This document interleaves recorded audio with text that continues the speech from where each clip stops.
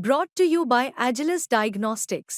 Health test की बात आती है तो मैं भरोसा करता हूँ India's largest diagnostics company Agilus Diagnostics. खुद को टेस्ट करते रहो।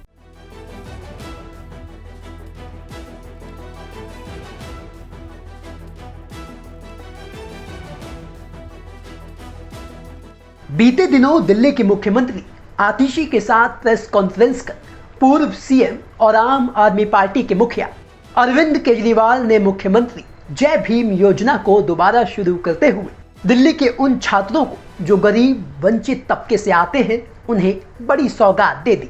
और न सिर्फ सौगात दी बल्कि इस योजना को दोबारा शुरू करने का ऐलान करते हुए बीजेपी पर इस योजना को एलजी के जरिए बंद करवाने का बड़ा आरोप लगाते हुए चुनाव से पहले दिल्ली में 20% दलित आबादी को साधते हुए एक तीर से कई निशाने लगा दिए जो आने वाले विधानसभा चुनाव में बीजेपी और कांग्रेस पर भारी पड़ सकते हैं।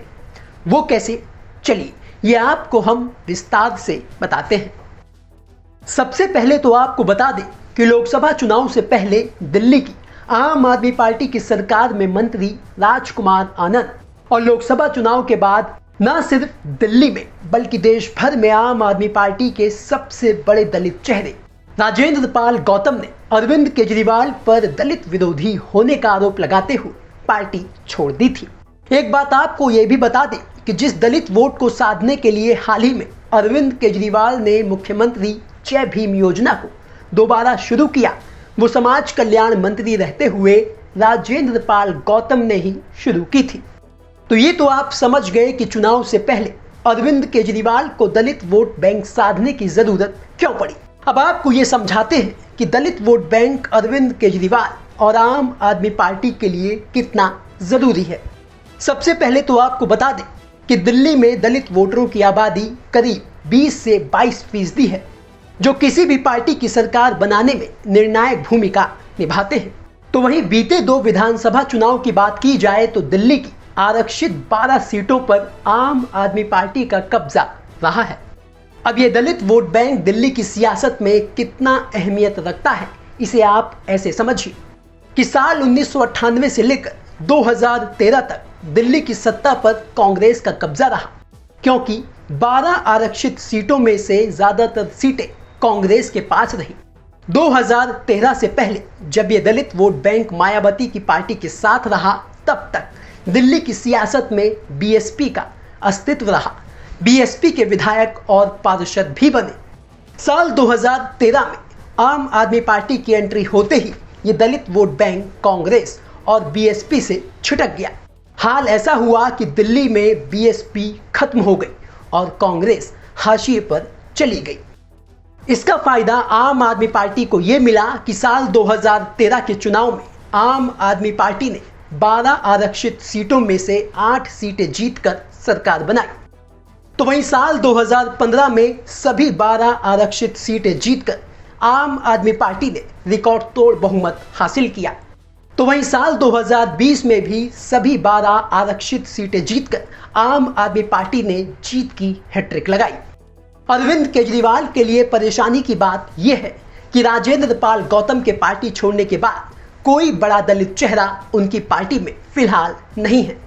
राखी बिड़लान जो दिल्ली विधानसभा में डिप्टी स्पीकर हैं, दिल्ली सरकार में मंत्री भी रह चुकी हैं। इसके अलावा कुलदीप कुमार जो कोंडली से विधायक हैं जिन्हें पार्टी ने लोकसभा चुनाव में उम्मीदवार भी बनाया था लेकिन वो चुनाव हार गए। ये 2 बड़े चेहरे इस समय आम आदमी पार्टी में दलित फेस हैं लेकिन ये दलितों का वोट ट्रांसफर इस बार के विधानसभा चुनाव में करवा पाएंगे या नहीं इस पर संशय है। तो वही कांग्रेस के लिए अच्छी बात यह है सामाजिक न्याय और जाति जनगणना के मुद्दे उठाकर कांग्रेस लोकसभा चुनाव में 99 सीटों तक पहुंच गई जो साल 2019 के लोकसभा चुनाव में सिर्फ 53 सीटों पर सिमट कर रह गई थी। यानी साफ है कि कांग्रेस को दलितों का भरकर वोट मिला। खास बात यह है कि राजेंद्र पाल गौतम दिल्ली में दलितों का बड़ा चेहरा है। राजेंद्र पाल गौतम ने कांग्रेस ज्वाइन करते वक्त सामाजिक न्याय और जाति जनगणना के समर्थन की बातें कही। ऐसे में कांग्रेस पार्टी को दिल्ली में न केवल दलित मतदाताओं के बीच एक बड़ा चेहरा मिल गया है जो वोट ट्रांसफर भी करवा सकता है।